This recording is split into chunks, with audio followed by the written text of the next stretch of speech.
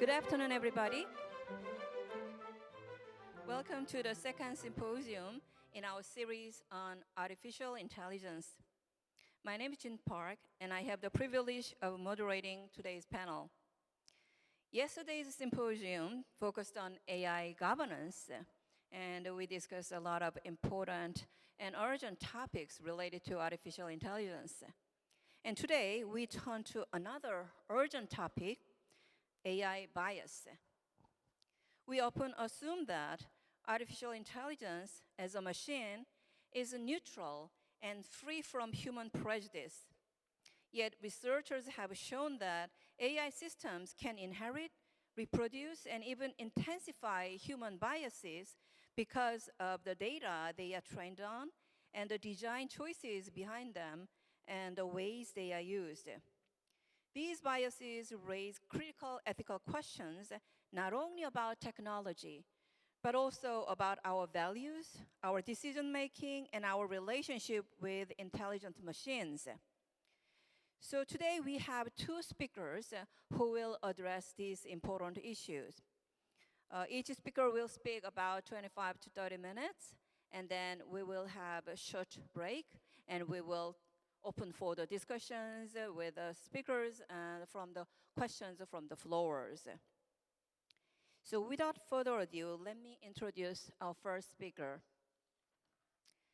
Mr. Pinis Chantalangsi is a philosopher by training and currently serves as a regional advisor for social and human sciences at the UNESCO regional office in Bangkok, Thailand. His fields of specialization include comparative philosophy, ethics, cultural studies.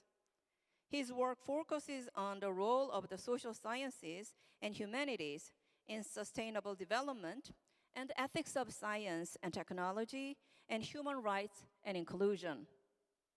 In his recent publication, an executive summary issued by UNESCO titled Landscape Study of AI Policies and Use in South Africa, published in 2022, Mr. Chantalangsi assesses the potential benefits and challenges of AI in 9 countries across Southern Africa, and stating that while AI has the capacity to support economic development and strengthen innovation of ecosystems, it also raises significant challenges, particularly given the limited digital infrastructure and the risks to human freedom, autonomy that arise from data misuse. Today, he will speak on the topic, Fast and Slow, Coexistence between Disruptions and Co-evolution with AI. Please join me in welcoming Mr. Pinis Chantalangsi. Thank you so much, Professor Park, for the kind introduction. I'm very, very glad to be with you this afternoon, but I would like also to share my empathy with you as we are now going into the late afternoon. So I try to be kind and treat you and care you with my first presentation of the session. As you can see, my title, I'm borrowing the term fast and slow from Daniel Kahneman's book, Thinking Fast and Slow. And Daniel Kahneman, as you know well, is a psychologist, but also an economist who reflected a lot on biases. But what I will do, and I will try to interrogate the ways in which human societies at large, meaning individuals, firms, governments, perceived and react to the speedy development and deployment of AI today. Such development has been extremely fast, of course, but at the same time, science teaches us that each technology emerges from a very, very long and slow evolution of conditions in nature and society. I believe that to advance our conversation on AI today, we need to take into considerations these two, let's say, paces, the slow and the fast. On the one hand, life on Earth has undergone continuous transformation and evolution since its origin, roughly 3.8 billion years ago. That is the birth or the origin of life. Producing successive more complex forms of information processing, metabolism, and environment shaping behavior. Technology and especially AI are not alien in that sense. They're not alien inventions, but extensions of life's capacity to harness physical processes for persistent information storage and manipulation. Reframing AI as a living lineage phenomenon is a consideration that we also need to keep in mind in this presentation. I will ask you to keep in mind that slow evolution. On the other hand, the role of human intentionality must be questioned in such an evolution. If biological evolution has produced bird wings or unique device that we call our eyes, for instance, isn't it that totally different from IT engineers who developed AI technology? The latter's intentions seem to be single human-generated technologies.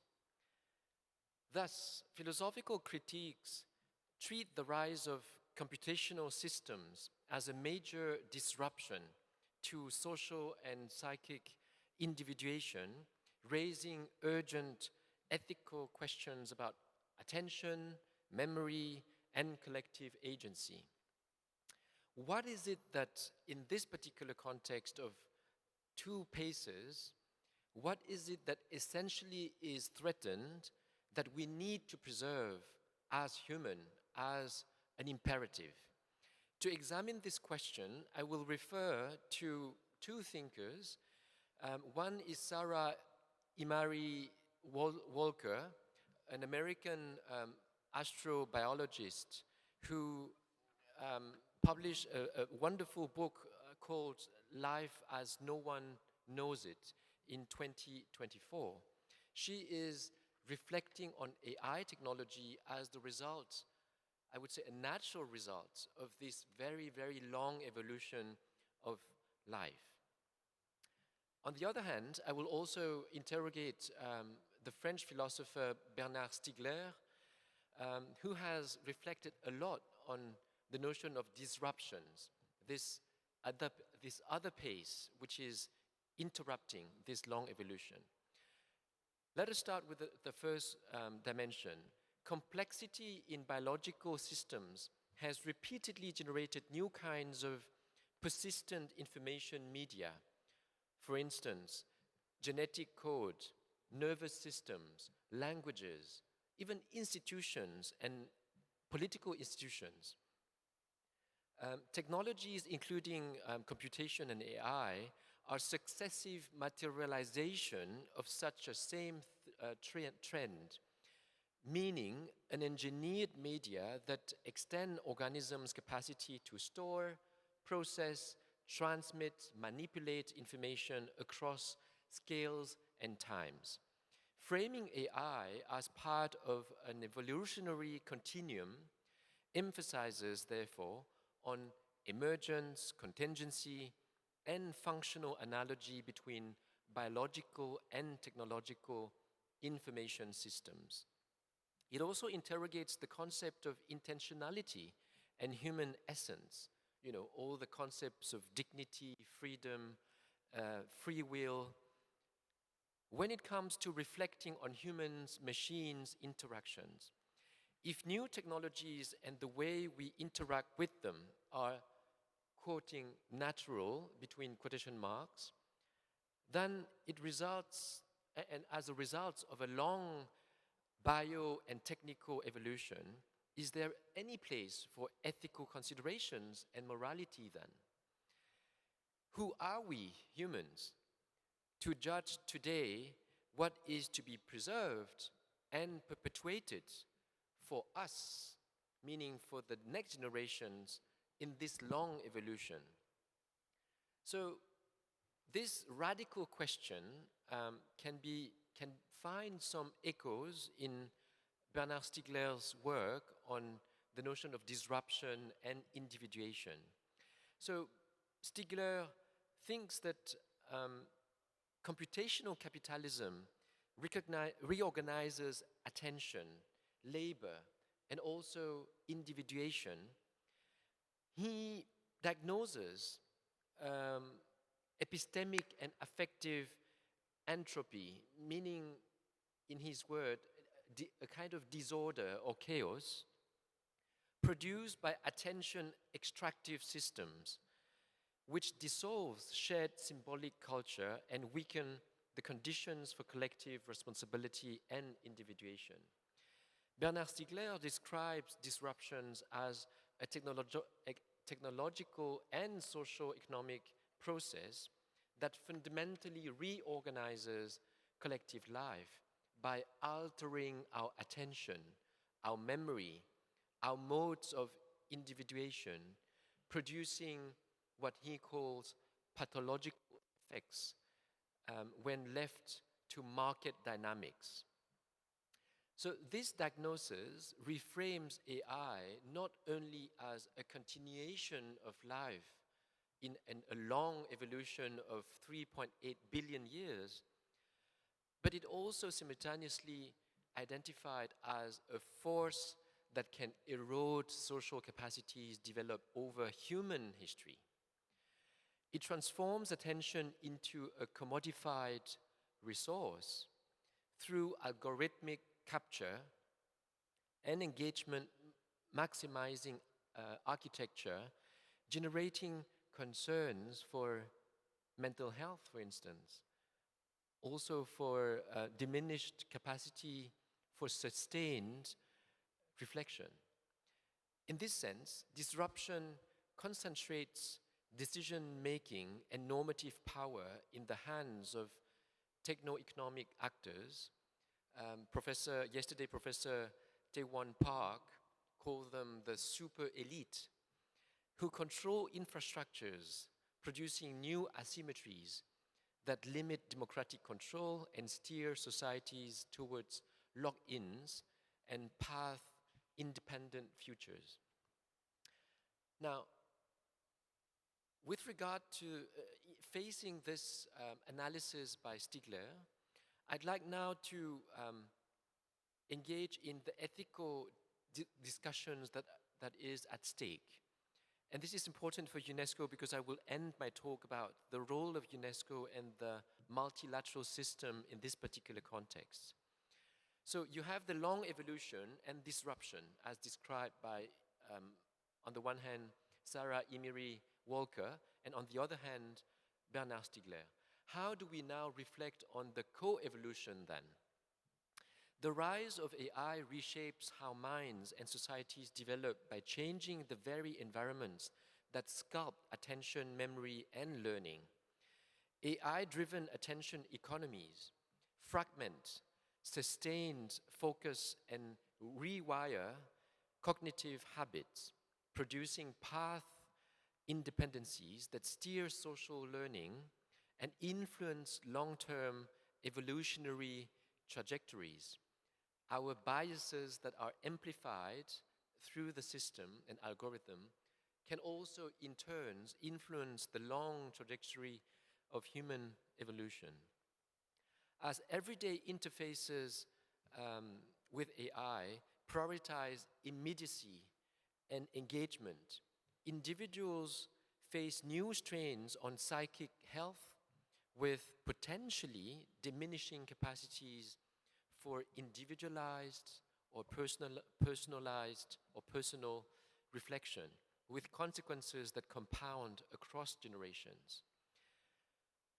Simultaneously, pervasive personalization, and this is the paradox, threatens the shared symbolic frameworks that underpin democratic life that we have known so far.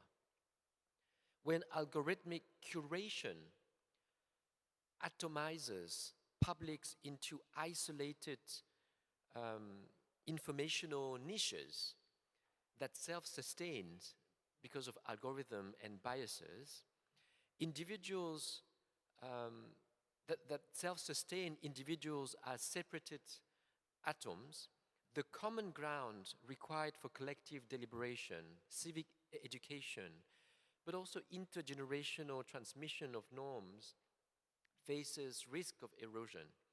The erosion undermines the processes of collective individuation by which communities form shared meanings and responsibilities, and individuals develop singularities and emancipate from single-handed discourses and systems that are precisely amplified by biases in the algorithmic machinery. These cultural risks are amplified by profound power asymmetries that many of you have already talked about. Corporate control over large-scale AI infrastructures concentrates decision-making power and the ability to set default behaviors, narrowing society's options for adaptive co-evolution. So this is the famous nudge, nudging individuals and societies towards some directions. That can also, in turns, on the long run, influence the long evolution that we've talked about. The resulting technological and institutional lock-ins create irreversible path independencies. Certain infrastructures and business models, for instance, are entrenched in certain patterns or biases. They have high chance to perpetuate bias future development towards outcomes that may marginalize pluralistic human flourishing. And this is something that Professor Yu-Sun Ho also talked about in the session when she mentioned the space of appearance borrowing from Arendt. So the other element is, of course, the environment. Co-evolution must be understood as well as biosocial project. Ecological embeddedness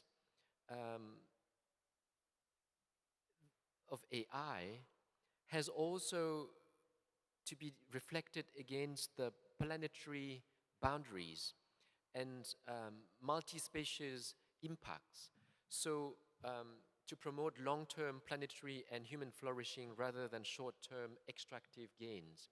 So in conclusion of this coexistence and all these ethical stakes that I've just mentioned, let's view AI as the product of a long evolutionary process, because that raises difficult questions about moral status and agency. These debates matter because ethical debates during this transitional phase that we are living today, with fears, anguishes, but also hopes and excitement, this transitional phase will benefit from interrogating the status of our normative frameworks crafted to safeguard human flourishing and ecosystems and integrity so far. And we can just mention one of them. These are the universal human rights frameworks, for instance, that we have also created to preserve and perpetuate what we cherish as value systems. Now, we have to interrogate how do we want to continue or revisit these frameworks today. That requires redesigning governance, economic incentives, social institutions, and emancipating individuals that resist extractive lock-ins, protect shared cognitive and cultural capacities, and preserve the conditions for equitable, reversible co-adaptation between humans and technology in the future. Now, UNESCO in 2021, as you have heard, member states of UNESCO, 194 member states, have adopted in 2021 the first UN normative framework, which is the recommendations on ethics of AI. The spirit behind this recommendation lies precisely on the principle of human flourishing, of human oversight and determination of the technology. Such principles require reciprocity in designing systems that support genuine two-way adaptation. On the one hand, human communities must continuously reshape AI through governance and value embedding and oversight, while in return, in ideal situation, AI's affordances should also reshape human practices in ways that are transparent, accountable, and reversible. To sustain the social fabric that makes collective life possible, the recommendation insists in preserving shared symbolic spaces along the line of Bernard Stiegler's ecology.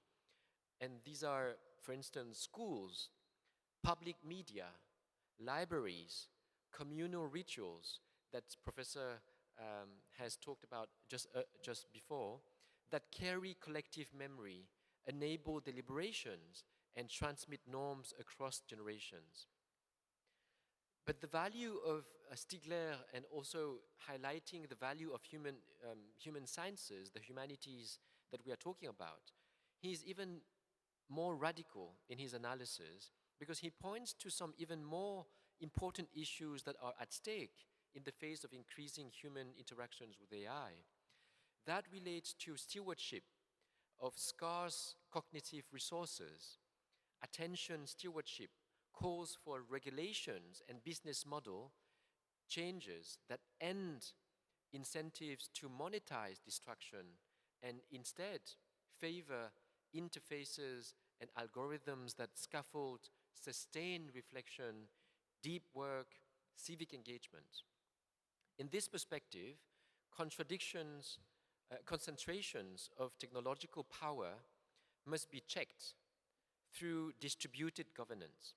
Control of critical infrastructures should be diffused across multi-stakeholders body, public platforms, and we have to promote and allow plurality and avoid that societies are locked into narrow evolutionary path. Now, what can international organizations do? First of all, it is interesting to also reflect that our institutions, international order, multilateral organizations such as UNESCO and United Nations, are also a result of a long evolution of human history. In a sense, they can be also viewed as an institutional technology, a political technology to help us safeguard what we value. And we have done so far with universal framework that keeps us binding together. But 80 years after the United Nations has been created, it is maybe time for us also to reflect and revisit, as we are also facing disruptive technologies, raising all sorts of concerns, and including political concerns on democracy, for instance. Now, I'd like just on that regard to quote beautiful sentences from the UNESCO's constitutions, and I would leave you to reflect on how it relates and resonates quite clearly with us today as we discuss AI.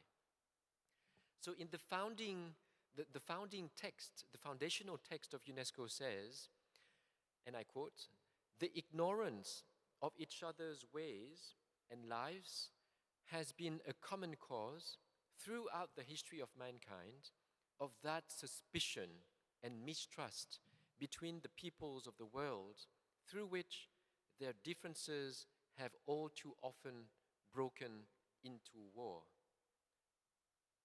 Ignorance, suspicion, mistrust, disinformation, misinformation, biases, and algorithm, it resonates. I continue. The wide diffusion of culture, on the other hand, and education of humanity for justice and liberty and peace are indispensable to the dignity of men and women and constitute a sacred duty which all nations must fulfill in a spirit of mutual assistance and concern. So this is a text drafted in 1945, founding UNESCO, giving its mandate to promote culture, education, and sciences as factors that bring us together and binds us. So, in Bernard Stiegler's words, to support collective individuation, our world needs to invest in a public digital commons and civic AI, knowingly open models, shared civic data sets, and community-run platforms like Wikipedia, for instance, that encode pluralistic values and enable democratic users rather than consumer capture. We need to reform curricula, for instance, to include education for co-evolutionary literacy with technology rather than simply coding that is fashionable today. We should also review the education system and curriculum to include teaching adaptive reasoning, media literacy, system thinking, but also ethical engineering from early stages so that people, children, youth, can steward social technological changes in the future.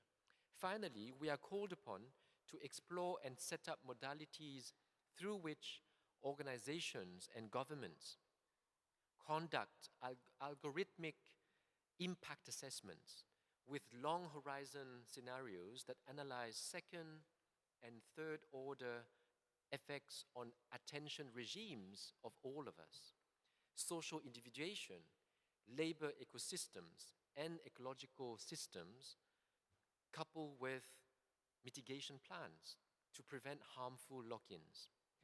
So to conclude, I would say that interpreting AI as both a product of a 3.8 billion years of evolutionary trajectory of life, and at the same time as a disruptive force, clarifies that ethical responses must combine humility about deep continuity and also vigilance about contemporary disruptions.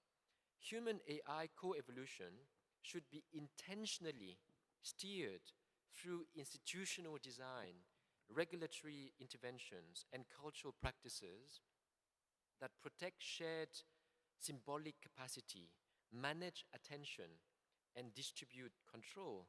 Such a program treats technological emergences as evolutionary opportunities that must be stewarded to sustain human and planetary flourishing rather than surrendered to extractive path dependencies.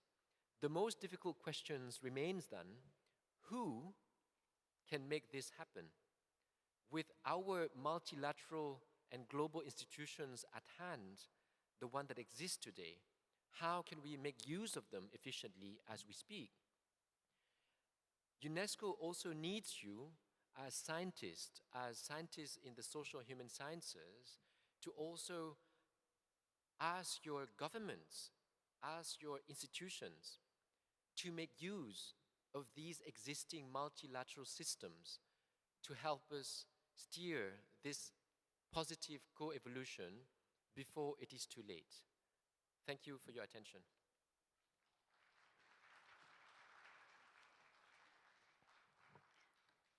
Thank you very much, Mr. Chantalangsi, and it's a very intriguing presentation, providing two very different perspectives on AI. AI as one evolutionary stage of a long 3.8 billion years evolution of a human history, or AI as really as a disruption and fragmentation of human attention. So I'm sure that you have a lot of questions to ask during the Q&A session. And I think that today's, during our Q&A, we can really echo many of the issues that we discussed over the 2 days, yesterday and today. Many issues came up regarding AI, and these two presentations actually kind of echo some of very, very important questions about that. Now let me introduce our second speaker. Professor Bong Nae-seok is the Ne Professor of Philosophy and professor of leadership studies at Albania University in Pennsylvania, US. He earned his PhD from the University of Arizona. His primary research interests lie in the interdisciplinary and comparative philosophy, including philosophy of cognitive science, artificial intelligence, comparative moral psychology, moral neuroscience, neuroaesthetics, and Korean philosophy. In his recent book in Korean, 인공지능의 미래와 지혜의 알고리즘, The Future of Artificial Intelligence and the Algorithm of Wisdom, published in 2023, Professor Seok develops a comparative approach to artificial intelligence and Buddhist philosophy. He explores the evolution of AI and Buddhist paths to awakening through the concept of the Buddha algorithm. So some of you might be very interested in this. He currently serves on the International Advisory Committee of the AI Society Institute at the Academy of Korean Studies and is the Vice President of the North American Korean Philosophy Association. Today, he will speak on the topic, AI as a moral agent, from the relational viewpoint of coexistence and collaboration. Please join me in welcoming Professor Bong-ne Seok. Thank you for coming to this last session of the conference. I'm very thankful for the organizing committee and the staff and everyone to make this wonderful, prestigious international conference possible. Today I'm going to talk about research on artificial moral agent. Simply the question there is, can we understand AI or any kind of artificial system as an actor or a person or moral agent? In this case, agent means a thing or system that can think, act, make decisions, and be responsible, be blamed, and be punished, and having certain status. So can we think of that kind of quality, and we recognize and ascribe that to AI or robots? So that's what I like to discuss today. And the discussion consists of this organization, and I'm starting with introduction, and I will discuss 3 different existing suggestions and ideas of moral agency. Moral agency is the quality of moral actor or moral person, and there are 3 of these ideas as you see on the screen. The first one is called the standard view. The second one is called the functional view, and the third one is called relational view. And these 3 different ideas propose different models, different conceptions, and different understandings of ethical person or agent with regard to AI systems. And then I'm going to discuss one particular view out of 3, which is relational view. Specifically, I will discuss advantage of that viewpoint, and then I will discuss some empirical studies on moral agency, and then I will talk about some implications in non-Western philosophy, and then I conclude. So here's introduction, and I'm gonna skip, let me see. Okay, so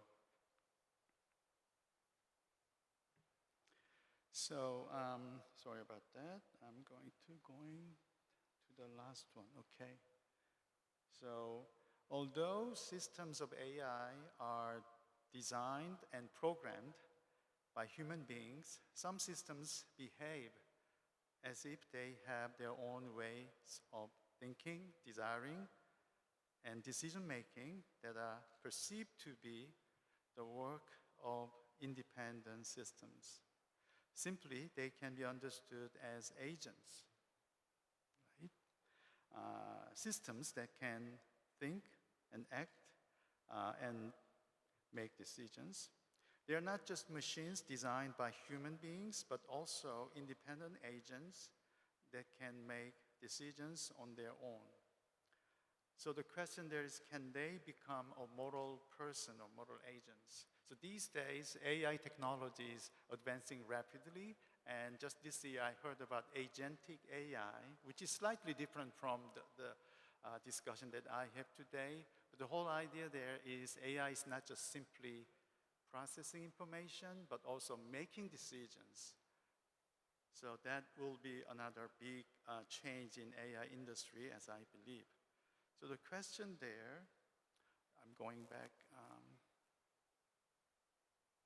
is to achieve this objective of my discussion, I'm going to discuss and analyze current studies of artificial moral agents, and I will specifically talk about 3 different approaches to moral agency, and I will critically evaluate them to see if we have any good ways of understanding their status, their standing, and their agency.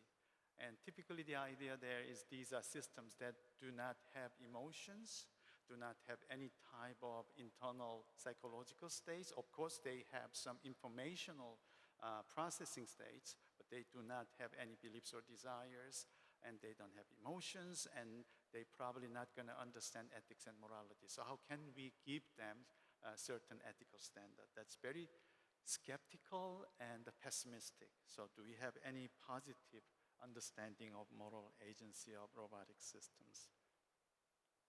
So here is a quick capture of what I think of simple mechanical system and artificial agents. So to begin with, we can think of robotic arm, right? And it's completely programmed, and it is prescribed to follow certain rules. And if something happens that is malfunctioning, it's just a safety violation. So something goes wrong, it's a mechanical issue.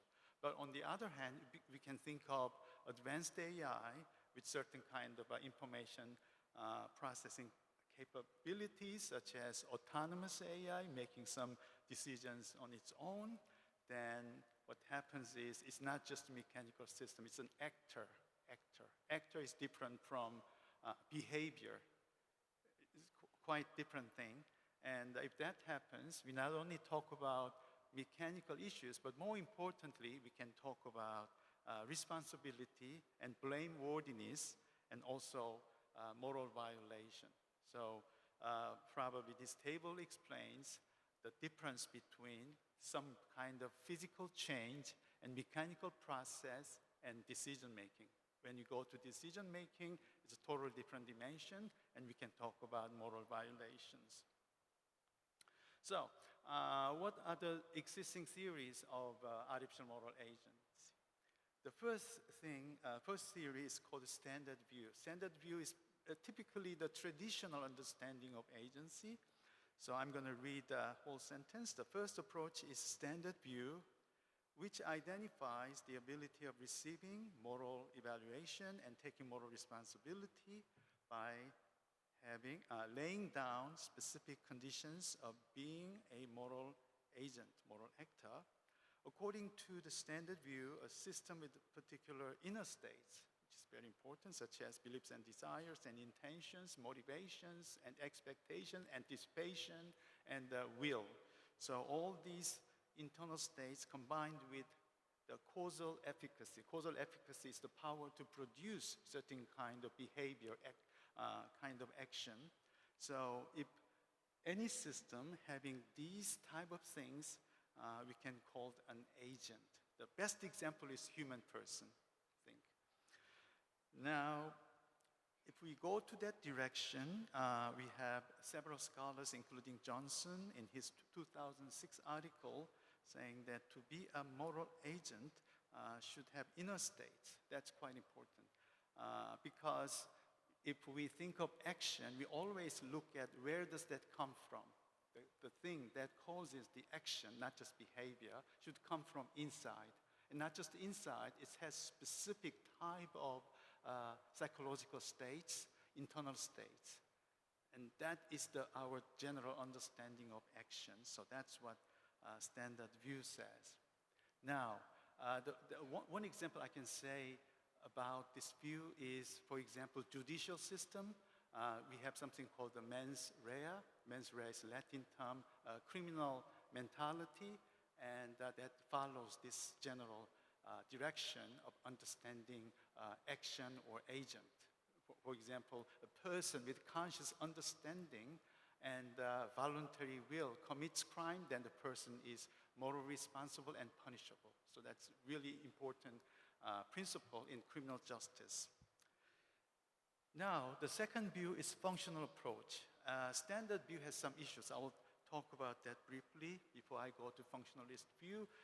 The major issue of standard view is anthropocentrism, which is we impose human standard to machines. Machines are quite different system.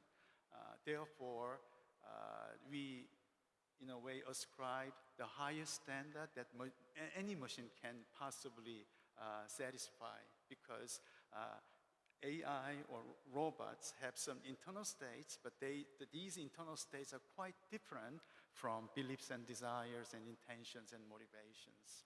So although it's a traditional understanding of action and agent, but it's not really helpful to understand artificial agents. So now we come to functionalism. The second approach is functionalist view of moral agency.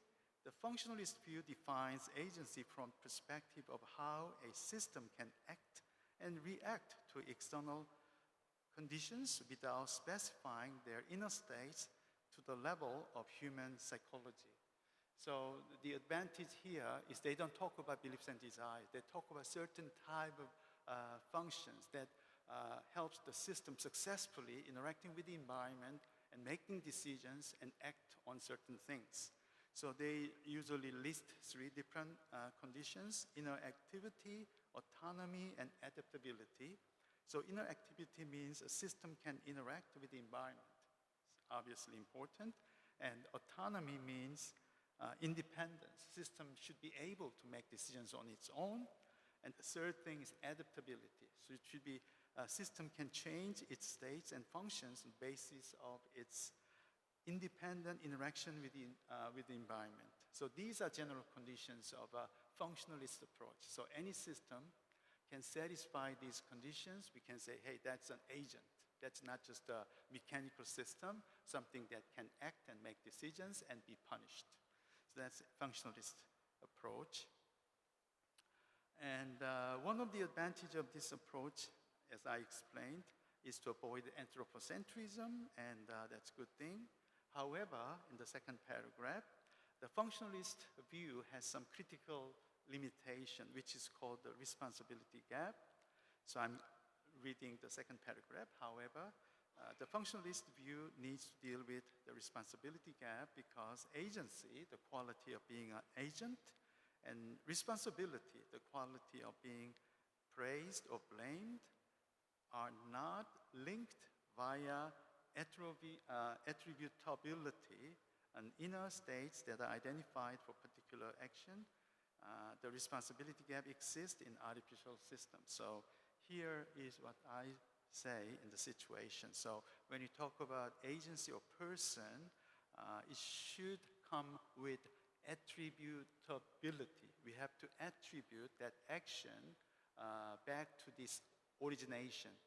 The origination is some kind of internal states, but functional viewpoint does not talk about specific internal states, basically certain kind of functions. So because of that, it creates a responsibility gap, which is really typical thing that we have about person, agent, and action. Because again, as I said earlier, when we see someone is making decisions and act, we always saying, what is the cause? What is inside that make that thing happening? But if we talk about just the function, then that internal specification is lacking. So therefore, we cannot ask responsibility fully. So that's a limitation of functionalist view, and we have this responsibility gap.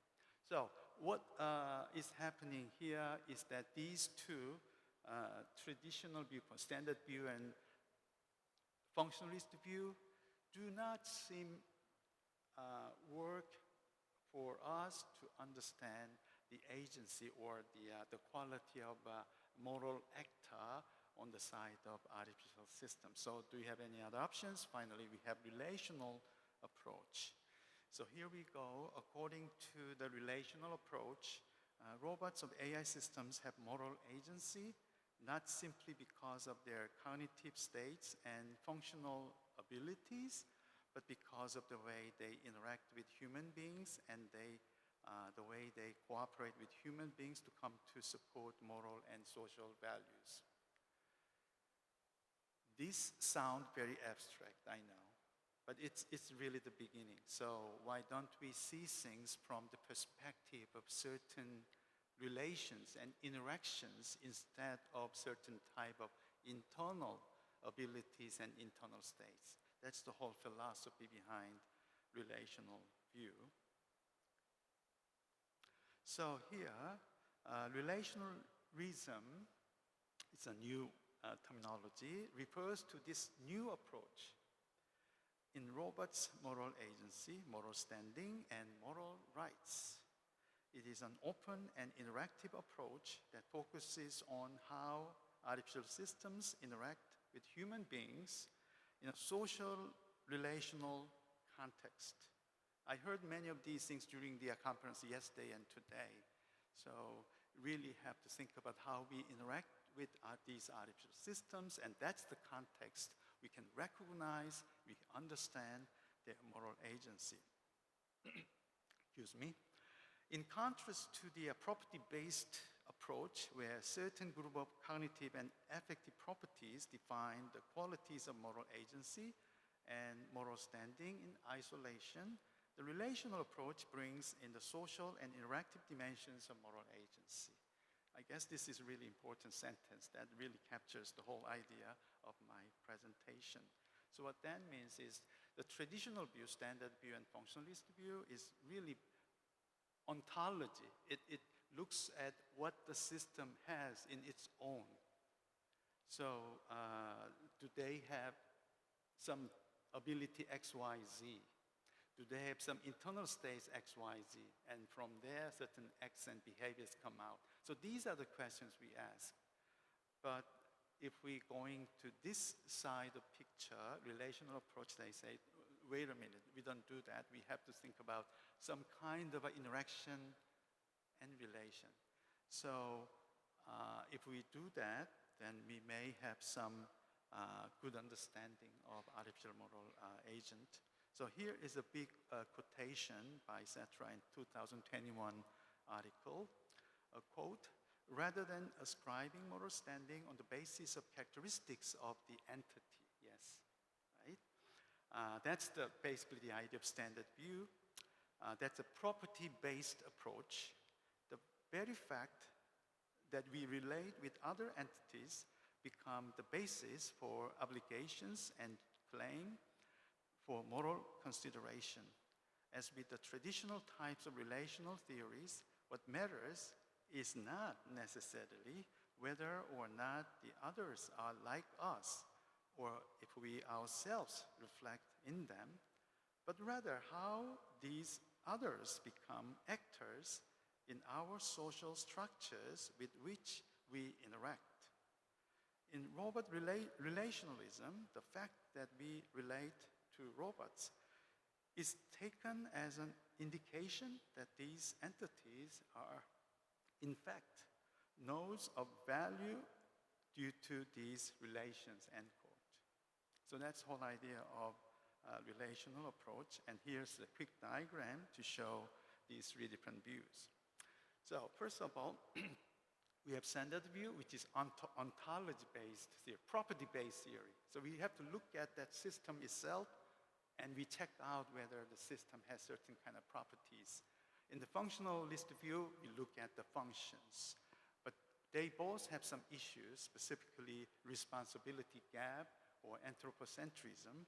On the other hand, relational approach look at the relationship. So we really have to ask what kind of relation, what kind of interaction we have to the system that makes the system as a moral agent. That's the question. And Here I can give you some examples. First of all, we do have some synthetic artificial agent, artificial person. We have that right now. Yeah, other than humans or perhaps some animals or perhaps God of Christianity or God of Judaism or Islam. So these are personal gods and the humans are person. So these are examples of actual agents. But do we have artificial synthetic agent? Yes, we do. The one good example is corporate person. It's called the legal person. Yes, legal person. It's a person, right? But the interesting thing is a legal person is a person, but that's not AI person. AI person is different category. And the legal person is a person because it's collective human beings is forming some kind of a business corporation. And the business corporation has something called the corporate internal decision structure. So that parallels with certain kind of beliefs and desires and intentions. So that parallels standard view. But robot agent or AI agent is totally different situation because these systems don't have beliefs and desires. So that's kind of challenging. But if we go to relational view here, relational view is a little bit free to look at things from the perspective of relations. So from what I think, it's a little bit of needs a little bit of imagination.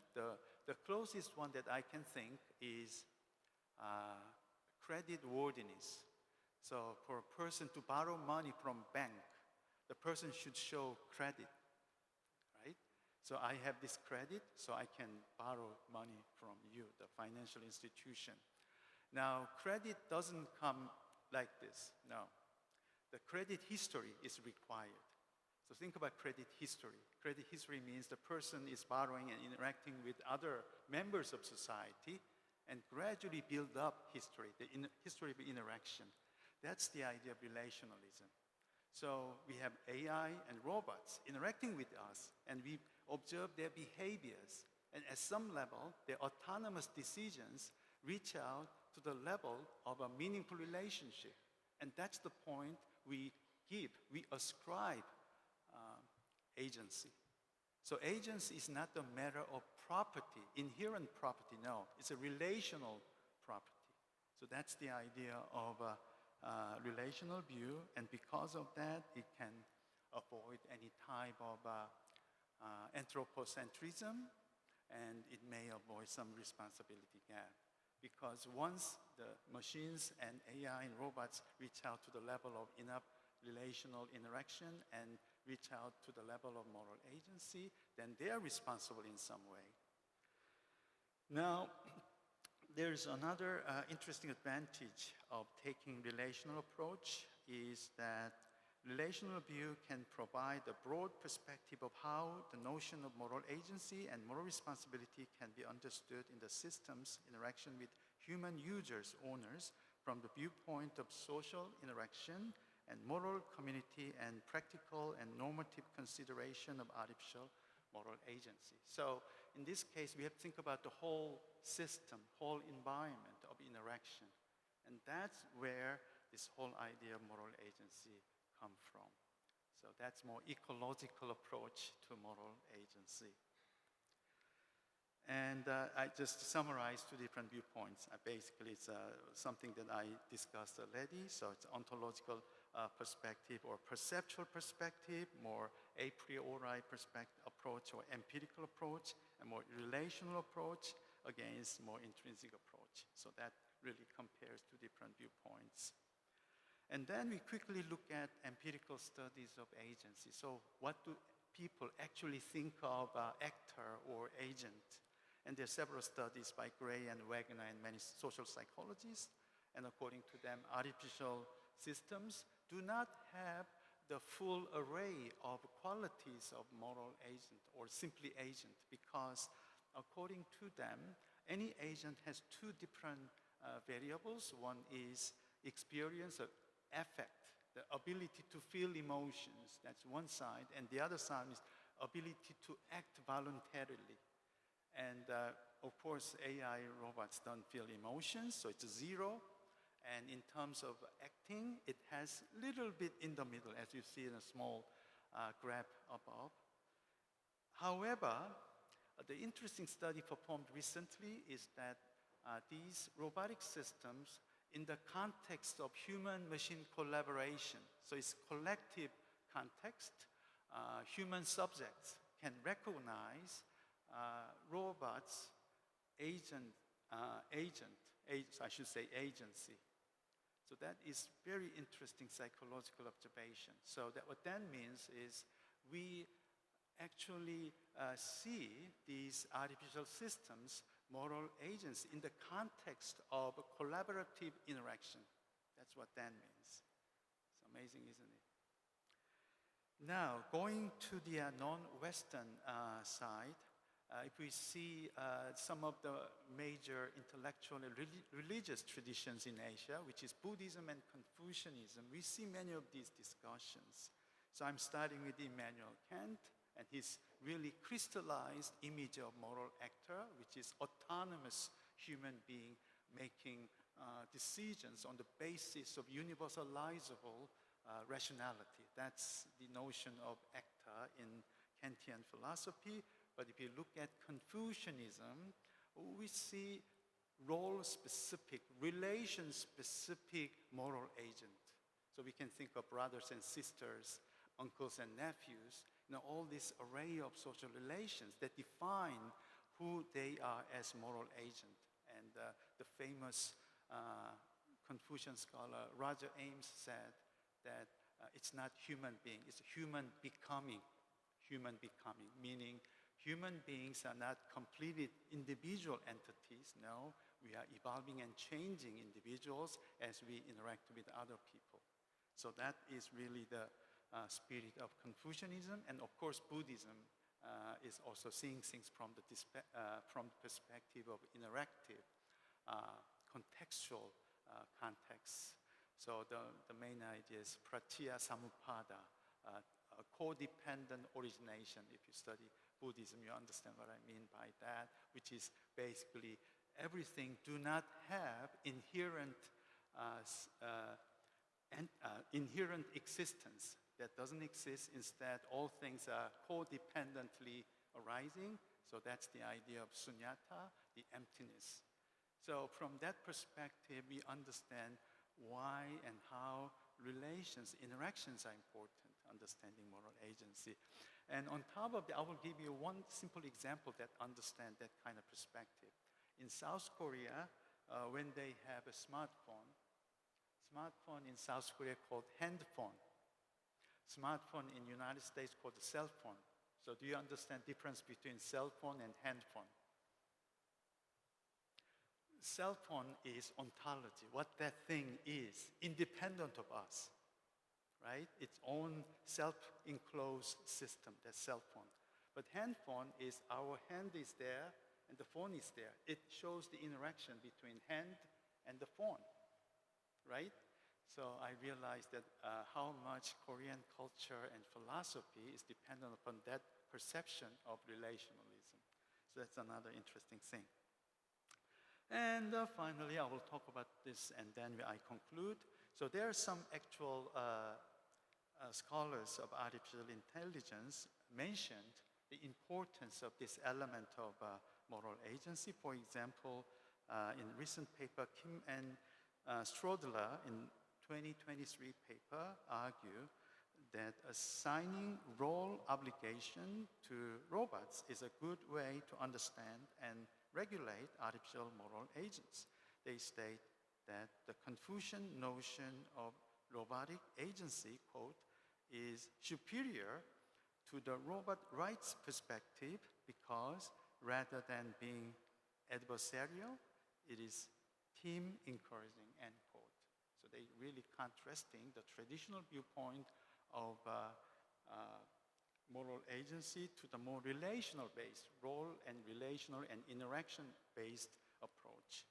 If Kim and Strodler's relationship-based approach to robotic ethics is superior to the rule-based approach of deontology, Kantian ethics has a good chance to become Confucian ethics has a good chance to become an inspiring paradigm of artificial moral agent.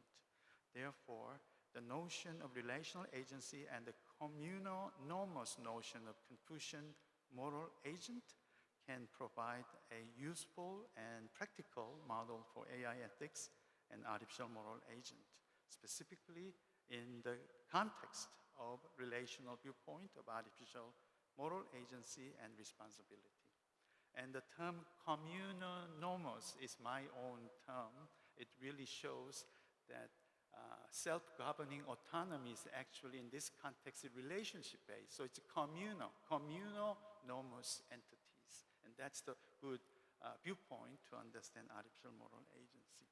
So that really concludes my talk about 3 different viewpoints I discussed, and there are some limitations, and I discussed some advantages of relational view, and at the end of the day, it's probably the way to understand robots and AI systems because, first of all, these AI systems have humongous internal details. For example,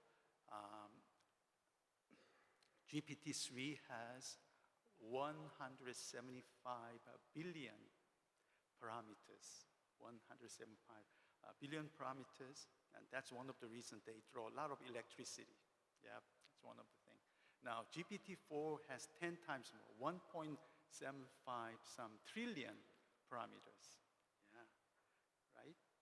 So, because of this complexity, we don't exactly know what's happening inside. So don't talk about what's happening inside. That is not important here. What's important is how that system is interacting with us, right, in a meaningful way. And that's the way we understand artificial moral agents. So that concludes my talk. Thank you very much.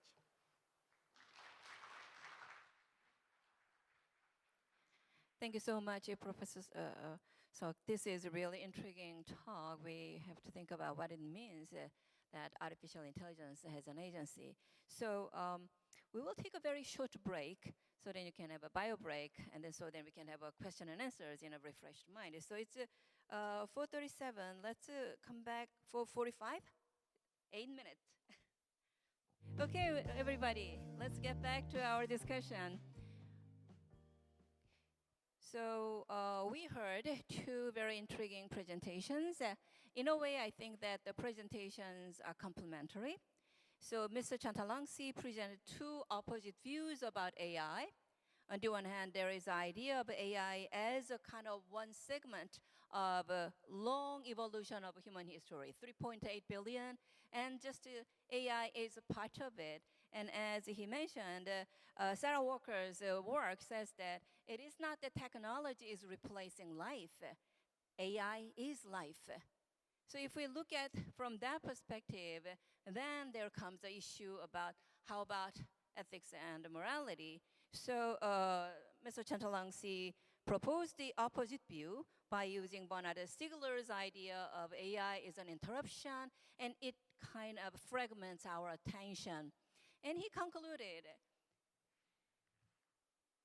in order for us to move forward with AI, we do need certain kind of a global, multinationally collaborating certain socio-technological institute. And his paper actually ends with a question, who will do that? In the presentation, he said, there is a UNESCO. I know you work for UNESCO. But so I'd like to ask, while audience are formulating your questions, so let me ask Mr. Chantalangsi, what do you think are the conditions for such an institution? Yesterday we talked a lot about who can do this kind of work at this point when China and US, even though they are leading this AI development, but still not too much into the kind of democratic use of it, right? So what do you think are the conditions for such a work? And let me ask the question to Professor Seok, and then after that we will kind of receive the questions from the floor. So Mr. Chantalangsi's presentation more has to do with the external side, public space, right? Stiegler also mentioned this civic AI. On the other hand, Professor Huck's discussion is more to do with a little bit more internal, even though he doesn't count as an internal capacity as a condition for moral agency. So he presented three different kind of approaches. Standard view, which emphasized the inner capacity as moral agency, or the functionalist views, which emphasize external behaviors as a condition for moral agency. Rejecting this both approach, he says that relational approach can be a kind of a candidate if we do think about AI's moral agency. So I'd like to ask the very basic question. What does that mean, that AI can have a moral agency? And you talk about the robot right and animal right. So when you talk about animal right, that doesn't mean that animal is going to go to the court and then sue for the rights violation. It's human beings doing it just because we think that animals deserve to better life, right? So when you talk about AI's moral agency, whose agency is that? Is it really animals' moral agency? I mean, the AI's moral agency, or human beings are looking at the moral agency of AI, so then we can have a better relationship, right? So let's start with this. Thank you so much, Professor Park. The question is about the who and doing what, and what are the conditions for this. So my take at this point, and this is also with my cap of UNESCO representative here, is to say we have to make use of the multilateral system that already exists. And as I said, this system has a value because it is a result of a painful history to create the United Nations out of the ruins of war and violence. But as we face today the interruptions and disruption of AI, I do feel sometimes that we are underutilizing this multilateral system. UNESCO has produced, and where I say UNESCO, it's actually the governments, members of UNESCO, have produced and adopted this recommendation on ethics of AI in 2021. That is prior to the emergence of ChatGPT, you remember, a year later. That was a kind of miracle that the international community at that time has agreed to adopt the ethical principles and considerations. So the conditions, I would say, is to have a space where voices can be heard, even if these voices are not translating into actions. Let me explain myself. UNESCO is organizing every year a global forum on the ethics of AI. This year was in Thailand, in Bangkok. And one participant from a country in the global south came to me and said, you know what, this global forum looks like a forum where we discuss nuclear weapons without any nuclear power in the room. Because there was no major actor from all these big firms, tech firms, companies. There were no decision makers really that make the difference on AI from these superpowers. So he was, joking that UNESCO is creating a space for powerless people to talk about a tool that is so powerful out of their control. But precisely, I think this is what we can do as an international multilateral system, is to offer a platform that the tiny voices can be heard, even if that voice doesn't immediately translate into decisions and actions, but it comes to existence.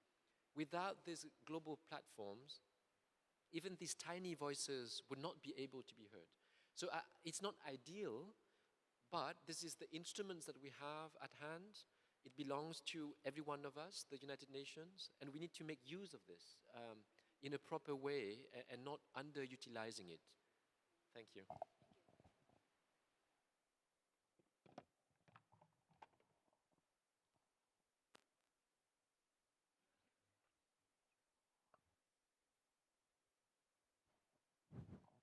Thank you for the question.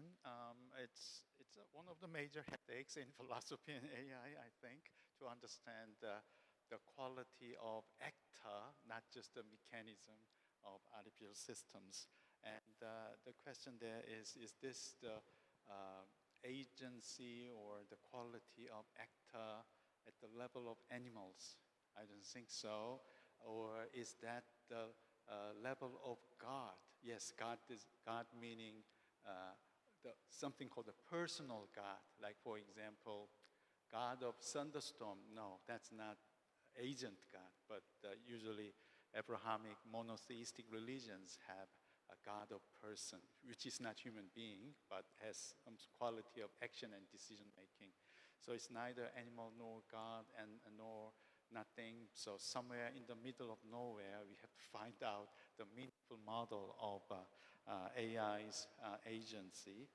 And what I like to emphasize is that typically, traditionally, we think of moral agency from the perspective of inherent quality of system, something that the system has in its own.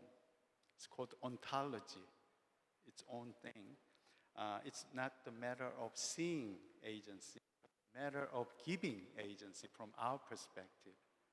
Yes. So it's a matter of attribution. It's not the matter of discovering certain quality from the system itself. Right? So from that perspective, relationship is very important.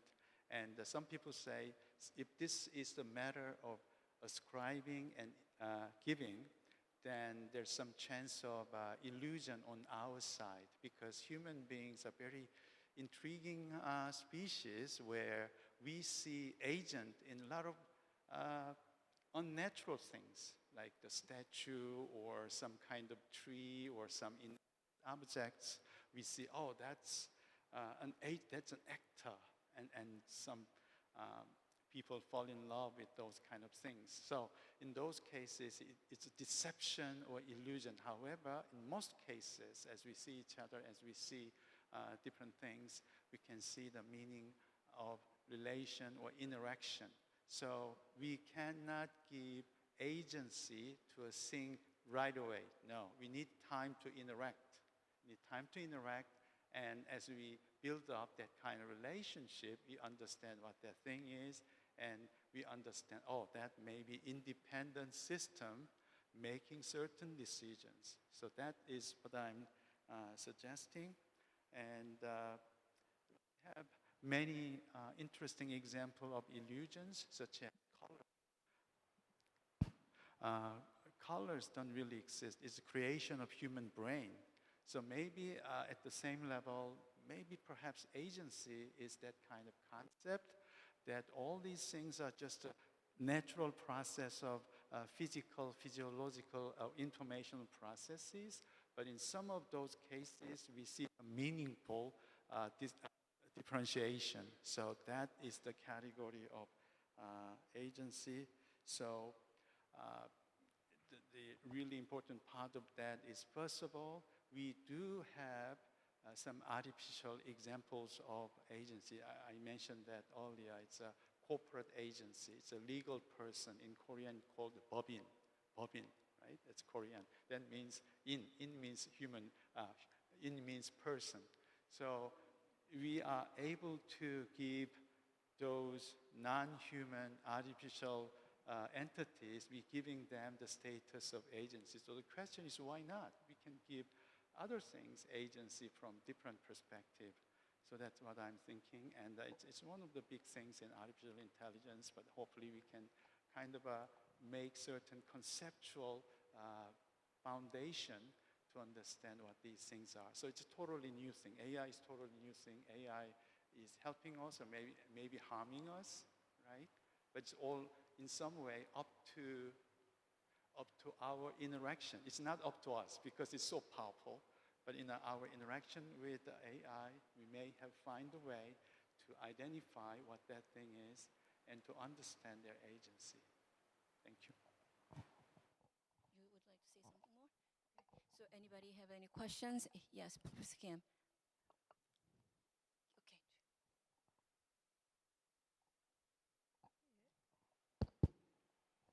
저는 석 선생님한테 질문을 좀 드리겠습니다.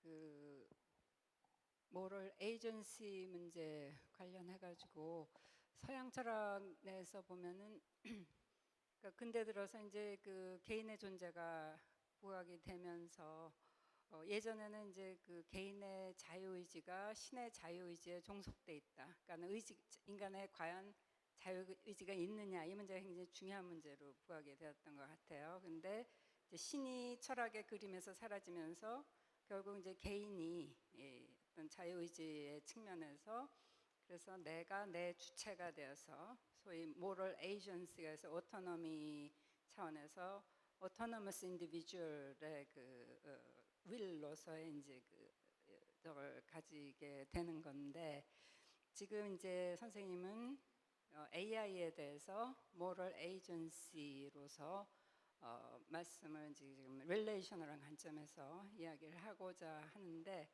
과연 우리가 릴레이셔널한 관점에서 에이전시가 뭔가를 과연 잘 이해할 수 있는가라는 문제 한 가지 하고 그 다음에 두 번째로는 보통 우리가 에이전시 개념 할 땐 단순히 그 오토노머스 뭐 혹은 오토노미라든가 그 라이트의 문제, 개인의 권리의 문제뿐만 아니라 사실은 그 도덕적 책임, responsibility, punishment, 아까 법인 개념 얘기하셨지만 법 인격체로서 그것은 단순히 권리만 가질 뿐만 아니라 법적 책임도 지고 그렇잖아요. punishment도 글로 갈 수가 있고. 근데 이제 AI 같은 경우 과연 우리가 그런 이야기를 할 수 있을 것인가, 거기까지 확장할 수 있을 것인지, 그걸 확장할 수 없다면 AI 에이전시라고 하는 것이 굉장히 공허한 개념이 될 수 있지 않을까 이런 생각이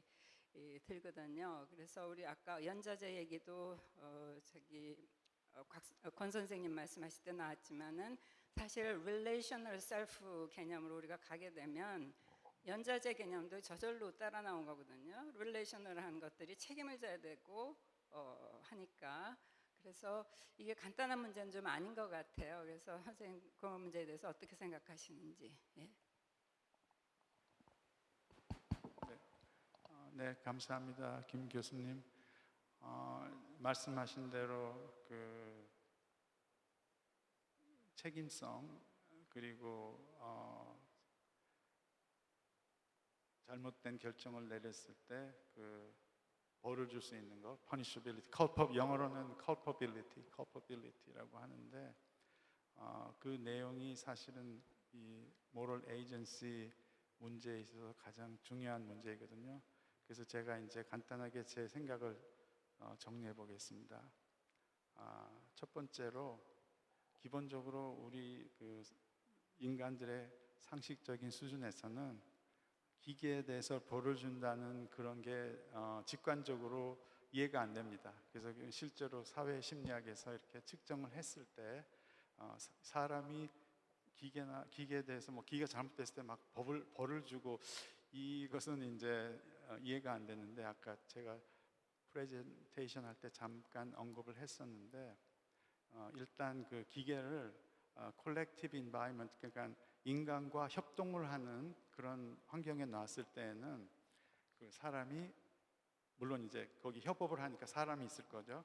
그러니까 그 사람에 대해서 에이전시를 물론 인정하고 그 기계에 대해서도 사람과 협동하는 그 협업자로서의 그 에이전시를 지각을 한다 이런 연구들이 많이 나왔습니다.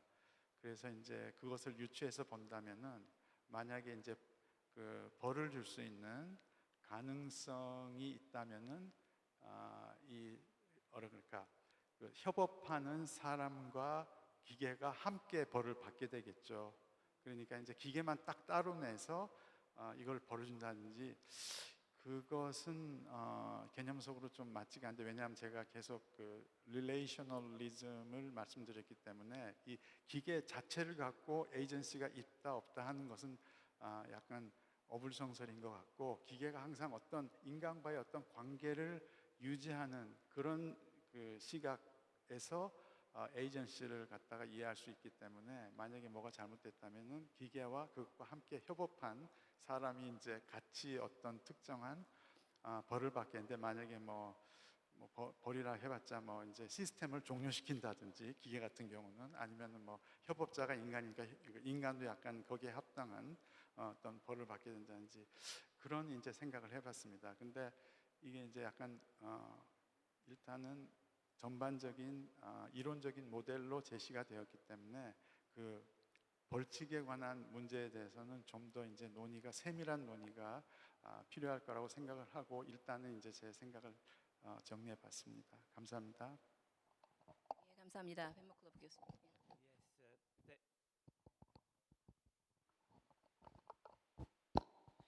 Yes, thank you for these two insightful talks.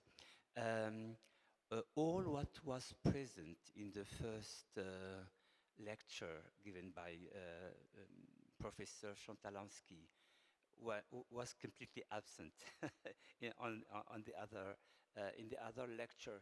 That is to say, the anthropological and political side.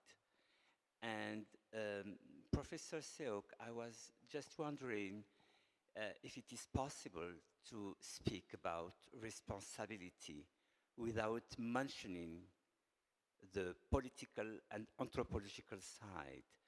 And also in your model of relationality, there is a kind of dilution of responsibility. We don't see what could be a person in a trial, in criminal situation, who can really respond of actions.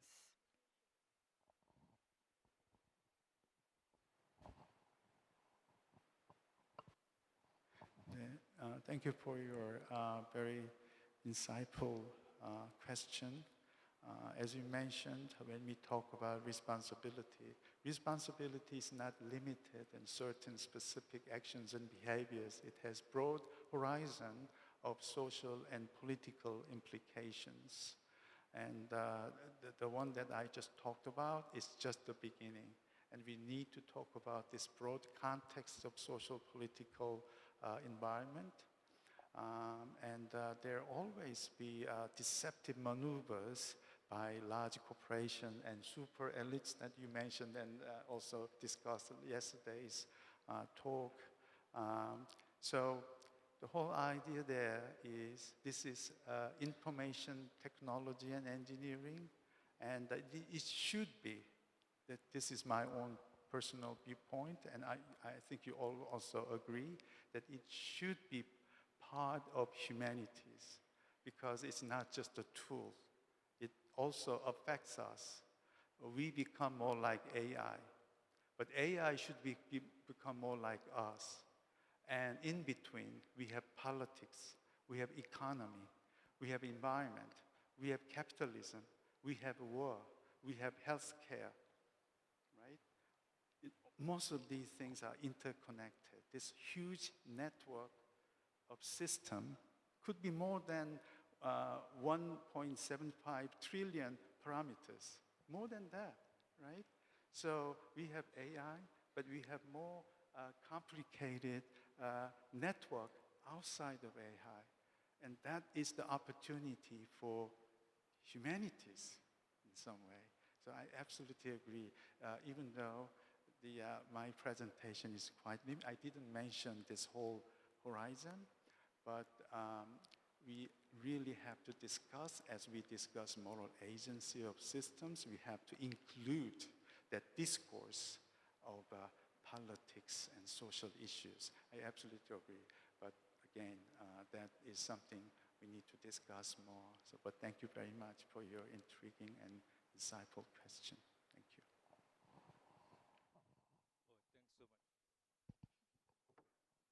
Hello, is it?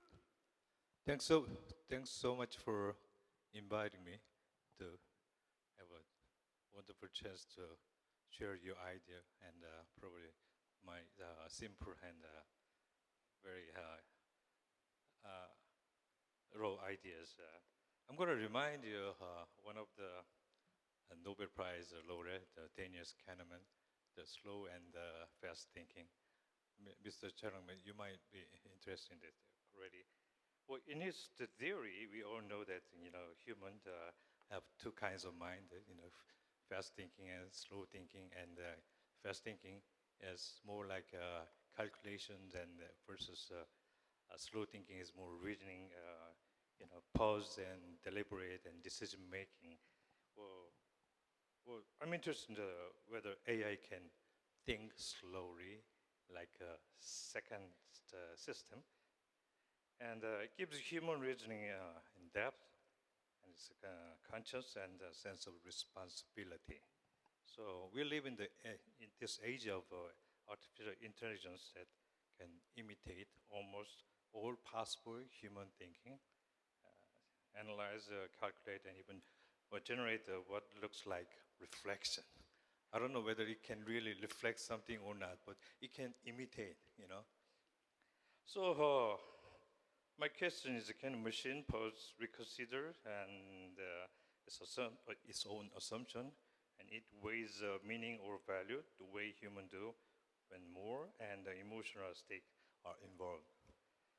Well, if AI someday later learn to simulate the reflective process, not just to calculate or imitate outcome, but to understand the consequences, then will that be the moment that it crossed the line from the computation to conscious reasoning?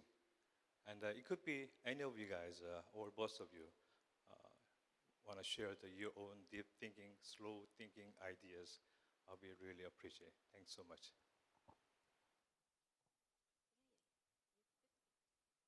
Okay, so if there are more questions, we'll select. Oh, all the way back. I'm sorry. Yeah, thank you so much. Both the presentations are very useful. But my question is addressed to Professor Sok. Thank you so much for bringing that threefold distinction with regard to agency, moral agency specifically. In the first one, when we were talking about standard view, later on you just mentioned that it is an ontological perspective. That's where I stopped.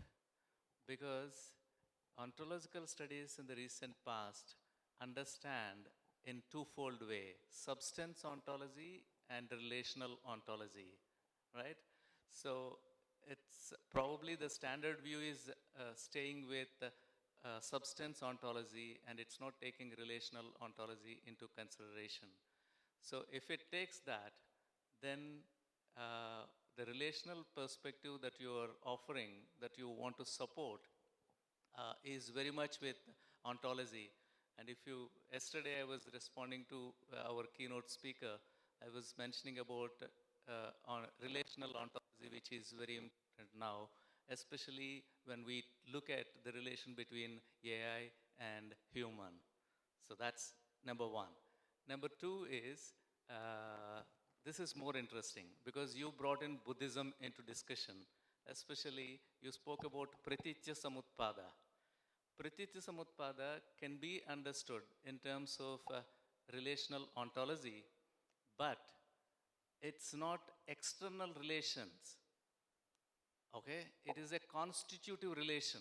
When you understand something arises because of causes and conditions which constitute its existence, it is more of a constitutive relation than external relation. But in your explanation, you seem to be going with external relational ontology. So there is a gap in between these two, which I want you to take note of. But otherwise, I really enjoyed listening to the presentation. Thank you so much for that. So if there's a question, we'll collect one more question, and then the speakers will answer three people.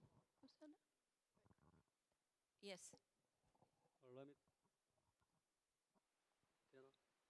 Let me talk a little.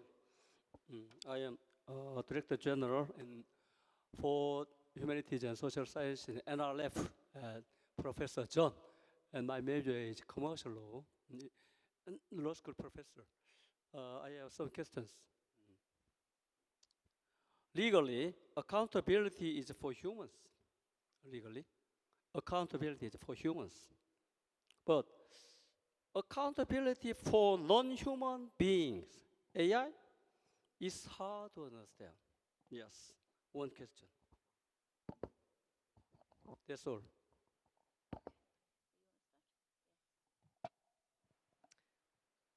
So the question of, I take it from your question is about, can AI system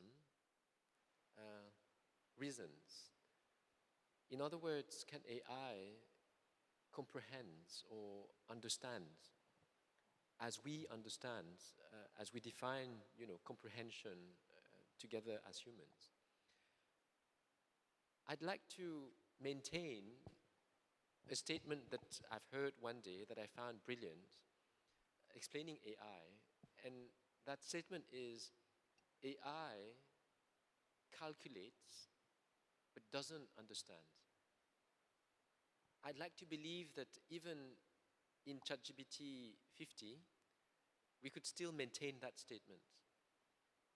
Because I do believe that it's really about a system that uses big data to calculate and imitate, as you well said earlier, human behaviors or reasonings.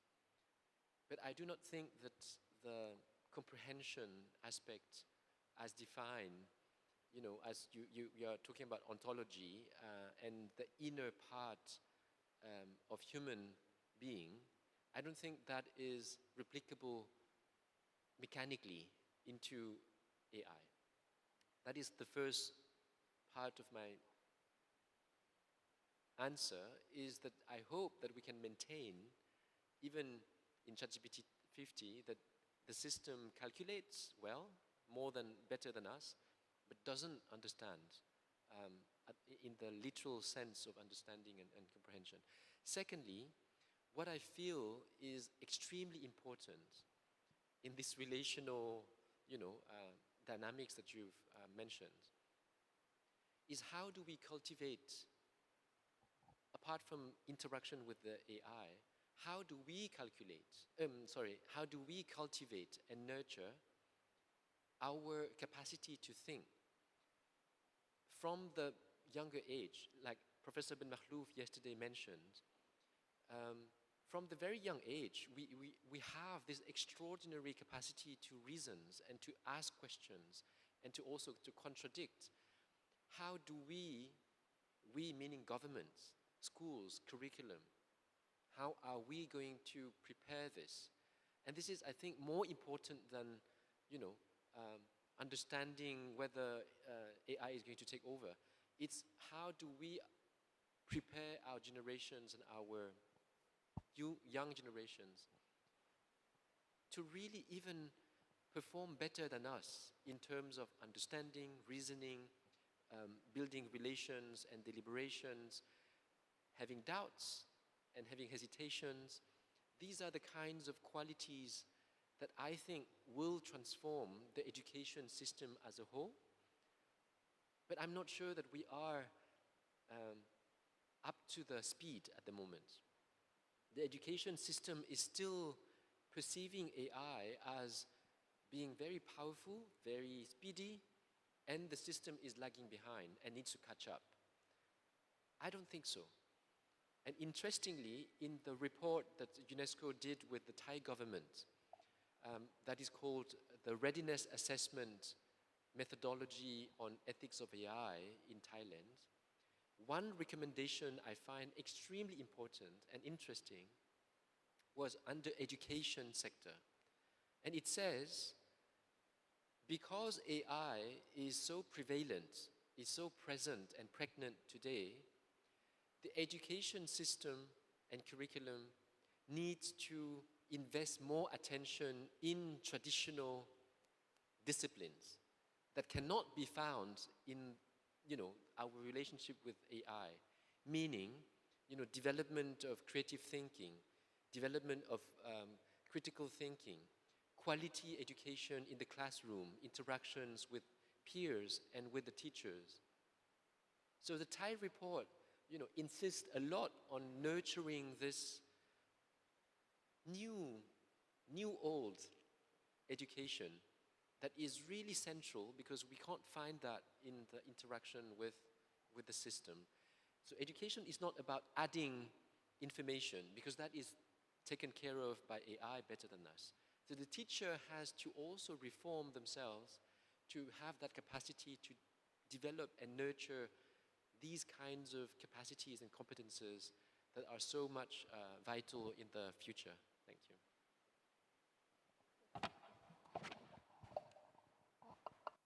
Okay, thank you for the questions.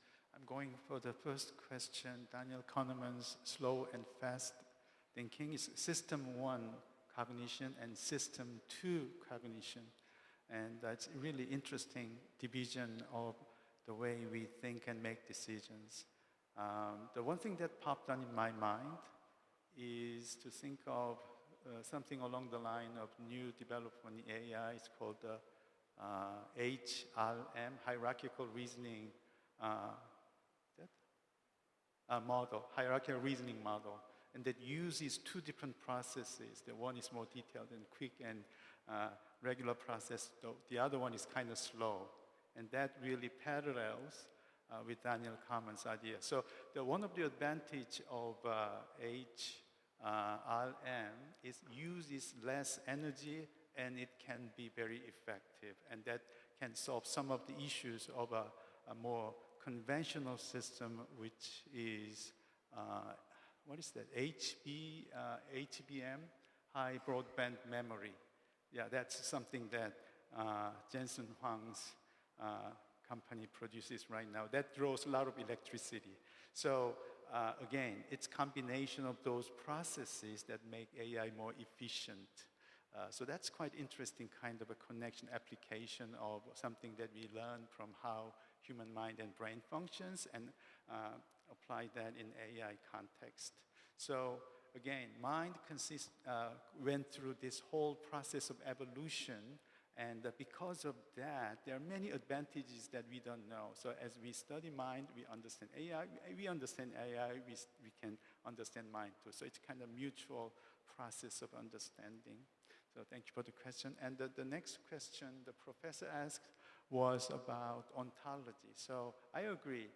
First of all, that there's a substance ontology and relational ontology. What I discussed today is substance ontology, typical philosophy, metaphysics developed by Aristotle, Plato, and on, maybe Descartes and Spinoza and Leibniz in Western modern philosophy. They all talk about substance is something that can exist on its own, right?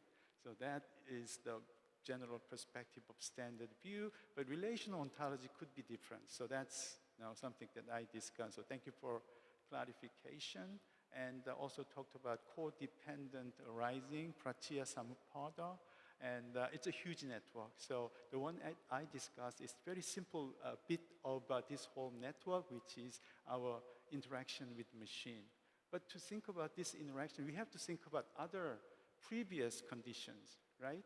So why did we develop AI? And the first to begin with, and also there are a lot of other things. So again, my perspective is very limited, part of this huge cosmic network of codependent arising. So thank you for your clear articulation. Thank you very much.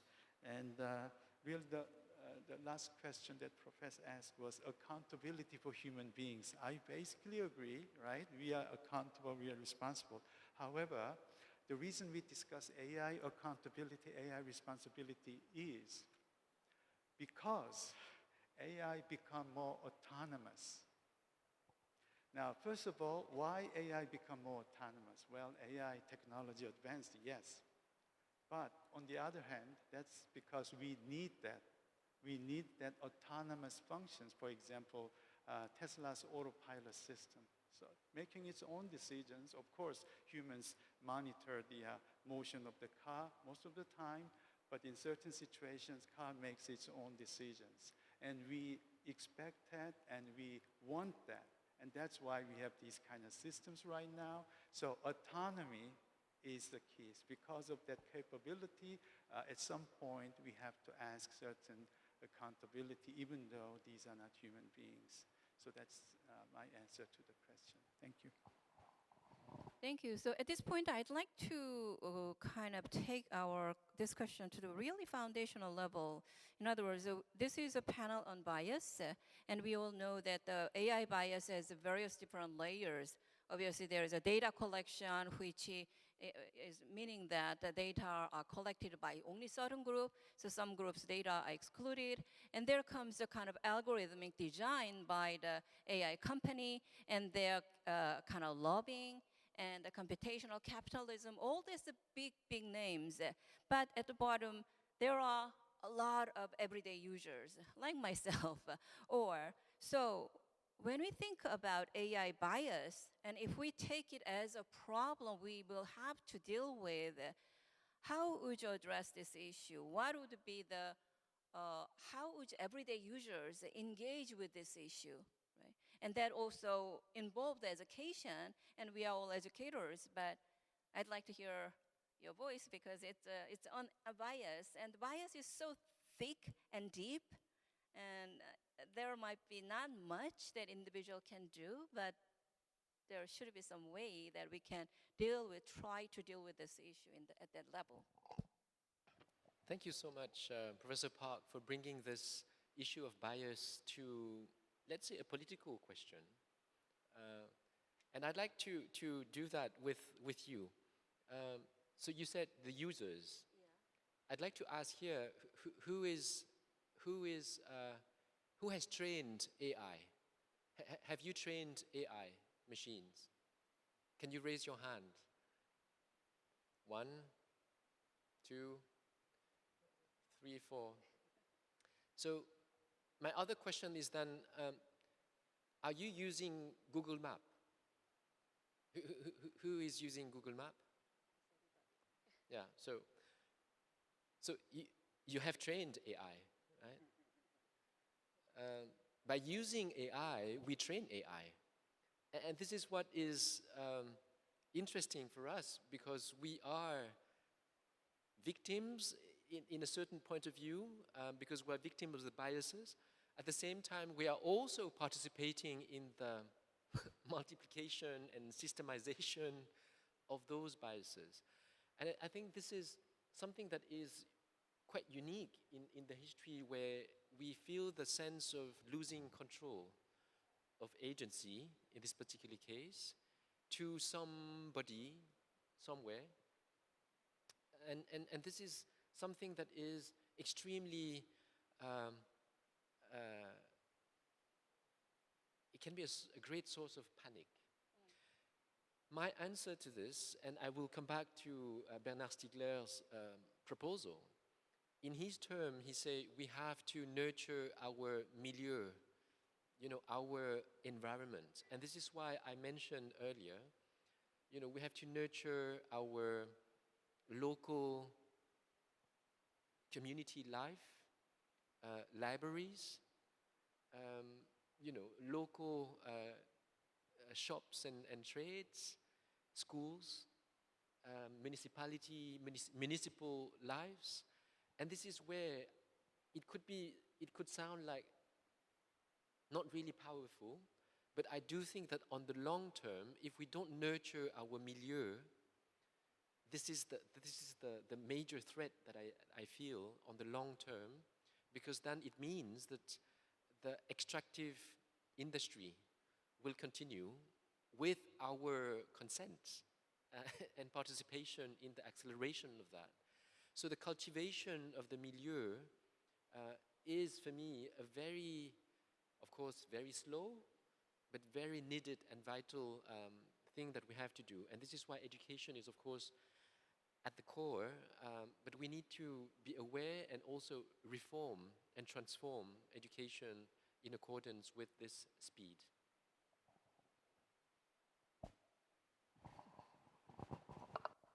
Yes, thank you for your wonderful answer, Phineas. Thank you for that. Yeah, we learn a lot each other. Okay. Okay, so from user's perspective, what do we do? What do we think of? I'm teaching right now in my university AI ethics course, and I repeat this to my students many, many times. I'm asking, do you know what is the most important thing in AI? And students answer all these different ways. And yeah, of course, there are different answers. From my perspective, the most important thing in AI is learning. Learning, yes, it's a system of learning. That's the most important aspect of AI. And of course, there are different ways of learning: supervised learning, unsupervised learning, reinforcement learning, deep learning, machine learning, all sorts of varieties. But in terms of AI ethics, we have to think about where that AI software or robotic system come from. Specifically in the learning process, there are two major issues. One is quantity. So learning comes from data, examples, and examples come from cyberspace that's provided by us, right? The problem of quantity is the number of examples, number of data is small, right? So in that case, system overgeneralize, right? That gives some kind of bias. So that's the one major issue. Quality, issue of quality, there are two major issues. One is the data is in some way does not have diversity. So the number of data is enough. There are so many data, but coming from the same source, right? And that doesn't give us clear understanding of what's going on. So the examples coming from different sources representing different race, ethnic groups, educational groups, economic statuses, different societies, different cultures, right? So there's a joke in American psychology saying that the study that is done in psychology department is studying college student psychology. Why? Because the data comes from college volunteers. That's the one major issue of learning in terms of quality. The other issue of quality is more critical issue, which is because the examples and data coming from cyberspace, and cyberspace is depository of our internet usage that reflects, maybe unconsciously, our hidden bias. So in some way, learning from those, okay, good number, no problem, good diversity, no problem. But if these examples hiding certain kind of human bias and system learns human bias, system replicates human bias. So these are the things that we can think of in terms of quantity, in terms of quality. So always asking some critical questions. Where does this come from, right? And is this showing diversely different examples? Does this reflect human bias? There are tons of examples. So these are some of the critical questions we ask as a user side. But remember, these examples coming from us. So it's kind of interesting cycle out there. So thank you very much. So we talk about the slow and the fast thinking, and in a similar context, there is a concept, fast violence and slow violence. Fast violence is something very visible, like war, rape, and things like that. But slow violence is social bias, discrimination, which we usually do not consider violence, but which is as damaging as fast violence. And if we think about the kind of bias that's generated by AI in the context of violence, I think we can see it more urgently and think about how we should deal with it. And Mr. Chantalangsi, you have something to say. I just wanted, before we end, because we now have to conclude, sorry to be disobedient regarding time. I just wanted to, because listening to Professor Sok early on, when you talked about the inner side or inner reality, as opposed to the relational dynamics, I was thinking of this book by Jean Baudrillard, the French philosopher that is called America. It was written in 1986. And there was one image that I wanted to use here, he was talking about these joggers in California at that time. And he was very impressed by how they run back and forth, as a machine, without any, in a kind of mechanical way of running. And now if we relate that to the joggers that we see today, measuring, our heartbeat, blood pressure, and whatever, the miles and the distance that we do, this is the kind of image that I see where it's basically emptying somehow the inner parts of individuals, transformed into a set of data, measurable data, extractable data that are used for, models that replicate biases. But at the same time, we are in that kind of voluntary servitude in which we measure and we run. And I'm sure that in Seoul or in Korea, main cities, we saw a lot of joggers measuring their own, measurements. And I think that is the perfect image for me of the phenomenon where we have to be aware and cultivate the milieu. How can we avoid emptying the inner part of individuals into quantitative data sent to wherever we don't know? And how can we cultivate the inner parts and the milieu that goes with it? Otherwise, I think we will end up, jogging without any destination, without any purpose, other than being extracted from by some devices for other purposes. Thanks. Thank you very much. With that note, we conclude this session. Please join me in thanking our speakers. And thanking our moderator as well.